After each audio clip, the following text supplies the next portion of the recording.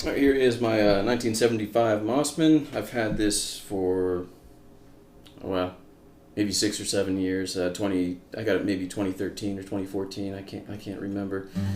Uh, I haven't gigged with this guitar. I may have taken it on a couple of jam sessions and it performed really well. With the frets the frets don't have much material left on them. They're level, and whoever leveled them did a really good job. But I like some material there. It's just easier for me to play, and some people say the opposite. But I find you don't have to press down on the fretboard with a bigger fret or a jumbo fret like you do with a smaller fret.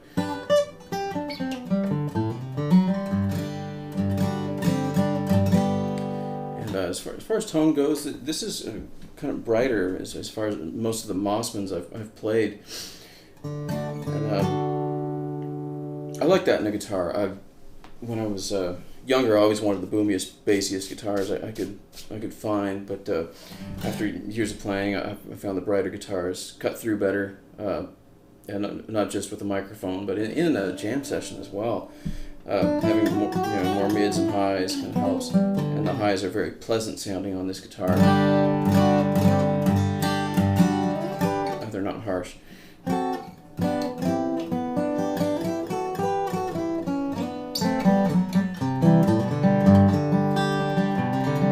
It has a slightly longer scale than a Martin, so what was it, 25.75 inches from here to here. I think Martins are 25.4. The neck is maybe a little thinner than your typical guitar. Both ways, the nut is shorter as well than a lot of the guitars I've played. It's not so small that it's cramped, thankfully, but it takes me a moment to get used to it. I mean, it makes bringing your thumb over the top really easy. And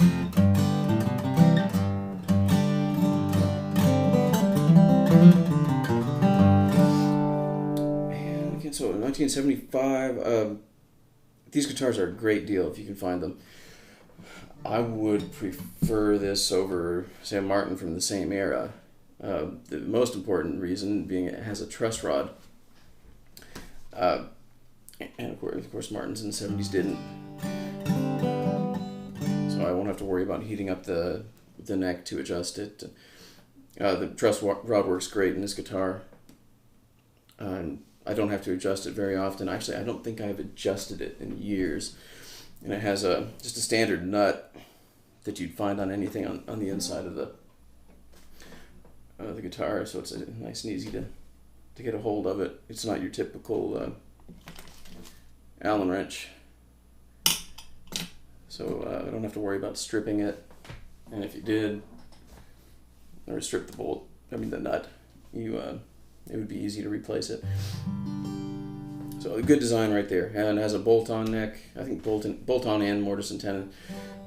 So neck resets on this should be easier. And I don't know if the neck's ever been reset on this guitar. It doesn't need it. It's getting close. If you look at the saddle. So there isn't much height on that saddle, but the action is about perfect. Whenever I get jumbo frets installed on this, this saddle head will come up too, so that'll extend some, or give me some more time before it needs a neck reset. And it could be a couple decades before it needs one after that. Let me see. Oh yeah. When I got it, somebody had painted the neck black, or the back of the neck black, and I got rid of that. I didn't do the greatest job of getting rid of it. You can still see some evidence of that paint. I don't know why they painted the neck black. I didn't like looking at it, so I got rid of it.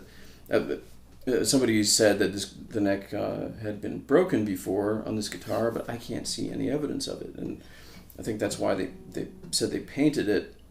But if it had been broken, someone did an amazing job of repairing it, because I can't see any evidence of a broken neck, or maybe they reset the neck and damaged the finish. There is a little bit of damage right there that became apparent when I took the paint off, but that's just trivial.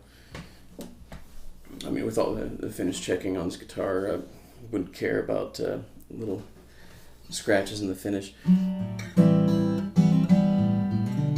we'll see how it's held up over the years. So tuners work great. They are Grover's. I don't know if these are the original tuners. They're probably nice and smooth. They're not hard to turn at all. The neck is great. It was really easy to adjust it. I like a slight forward bow in the neck. When I first got it, it had a significant bow, but it was very easy to adjust that out. Lowered the saddle. I actually have just a cheap plastic saddle in there now. I'll upgrade that soon, I'm sure. Bridge pins might be original. They're ebony. I have turned them around. The slot was quite worn, or the slots in the bridge pins was very worn. So it's just an old trick to turn them around the other way. And they fit fine. They hold the strings very well. Let's see. The fretboard has sunk down a little bit, but that's common. Not bad. There aren't any cracks in the top. It had a loose brace in the back when I got it, and it rattled, and I had that repaired. The top hasn't warped much at all, other than the fretboard sinking down. The bridge has a slight angle to it, and so it had lifted very slightly when I first got the guitar, and I got that fixed as soon as I got it. It was definitely worth repairing. And a lot of people don't know about these guitars, so if you can find one, pick one up before the value shoots up. So I can get I think I got this thing for around $1,000. If it had been a 1975 D28, that would have been much more expensive. And this is just as good. In some ways, maybe better than a D28 at that time period. For one reason, it has a truss rod in it.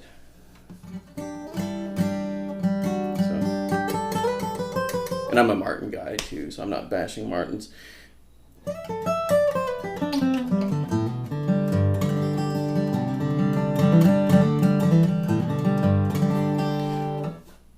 don't know if I started finish checking yet, so this is interesting. It's definitely been in rapidly changing environments. Hopefully that camera picks it up okay. The camera has great sound quality, but the picture quality is lacking. I think Indian rosewood, I'm pretty sure. I looked up the specs on this on the internet and it said Brazilian rosewood, but that does not look like Brazilian rosewood. And there's no way I would have got it for as cheap as I did if it was. 3-piece back.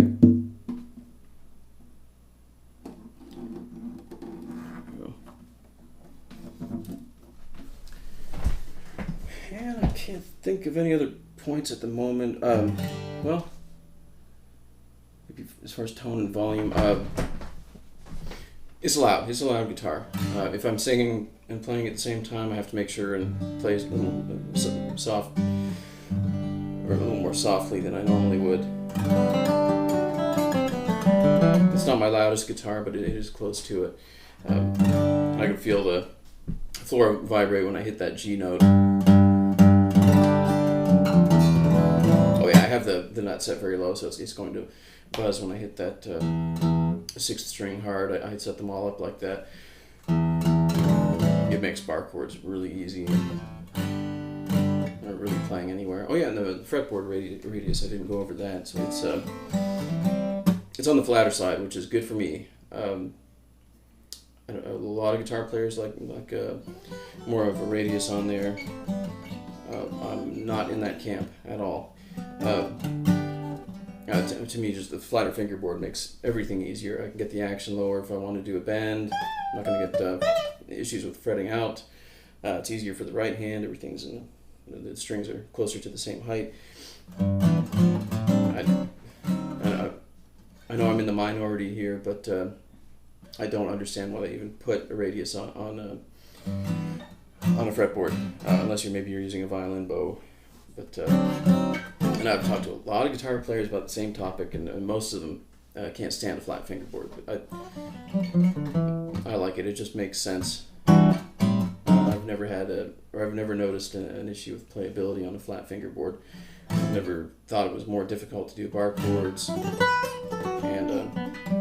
if it is, you can get the action lower on a flat fingerboard than you can with a curved one. Just for if you bend, if you don't do any string bending, you don't have to worry about it. Yeah,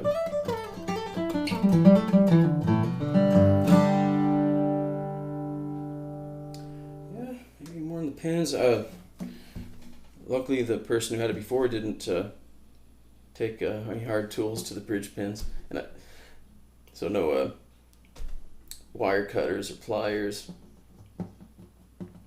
or anything like that. And again, one of these days I'll probably do a video on that. You shouldn't have to force your bridge pins. You're just more likely to crack your bridge if you really force them down in there. And I do just minor repairs and setups on guitars, and it makes things a lot more difficult. It adds time to my setup jobs. If people force something down like that, but I don't know. I guess I'll just play it a little bit. Again, I'm not used to doing reviews.